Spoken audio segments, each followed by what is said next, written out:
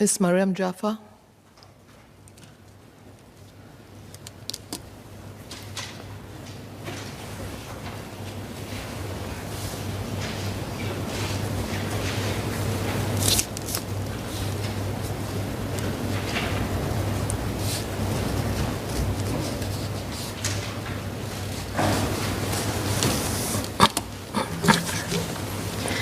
Madam Deputy Speaker, the private security industry plays a key role in our nation's security, supporting our law enforcement agencies.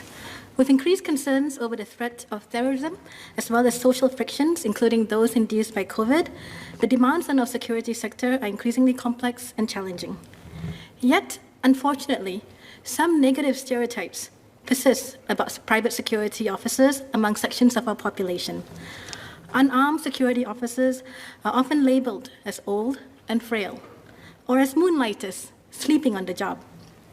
Even their cousins, our auxiliary policemen, are sometimes derided as merely acting like policemen, but having no real power to arrest, belying the police powers they are actually vested with. These stereotypes embolden some people, leading them to think they can taunt and even bully our security officers.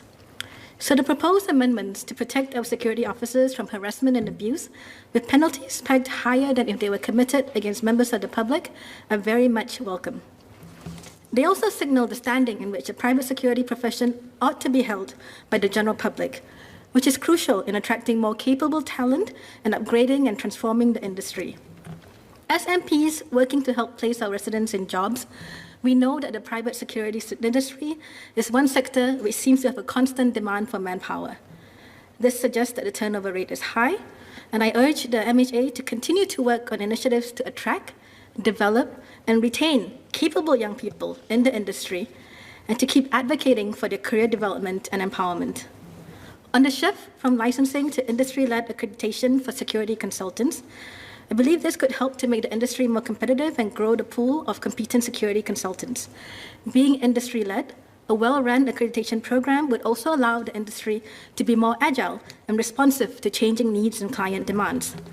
It can also help to more clearly and objectively articulate the different skills, knowledge, and experience required in different situations, paving the way for more recognition of these skills and, along with that, commensurate increases in wages and more sustainable remuneration packages, which again can help entice good people into the security industry.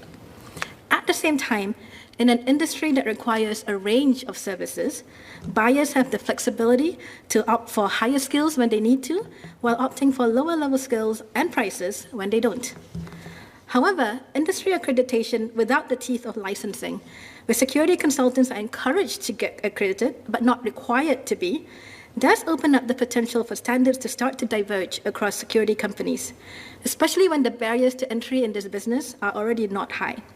The level of understanding and appreciation by buyers of the importance of higher quality services under certain circumstances is also a factor. Faced with tenders going for the lowest bids, security companies may adopt different standards.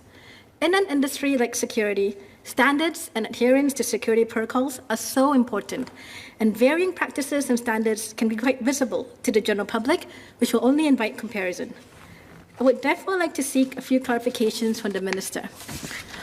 First, how will MHA ensure that standards are consistent across players in the industry and ensure that these standards continue to go up?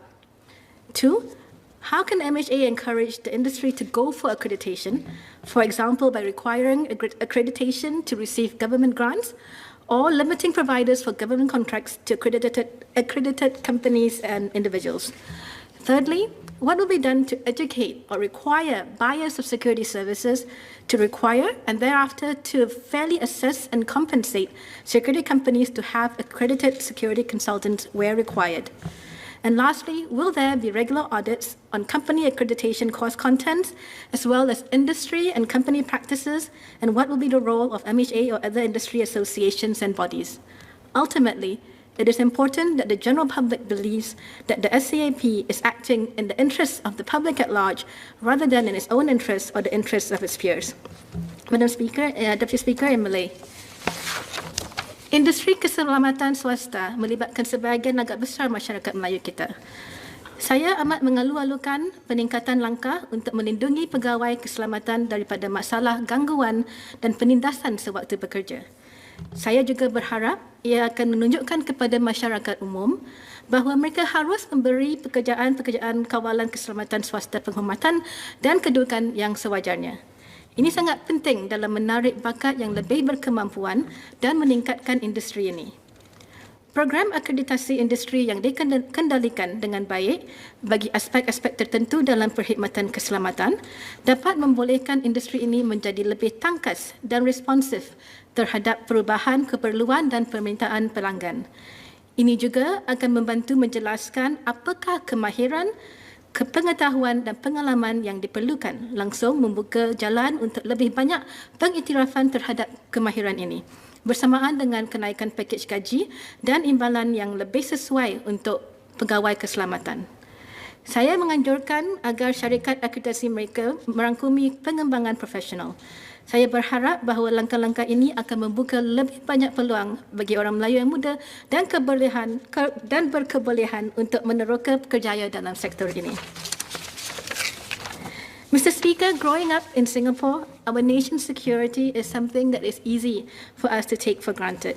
But there are new threats in the world today, and the importance of our nation's security cannot be underestimated. We must have a strong, capable, and trusted private security industry, working hand in hand with our law enforcement agencies who have the trust and respect of the public. Notwithstanding the questions above, I support the motion. Thank you.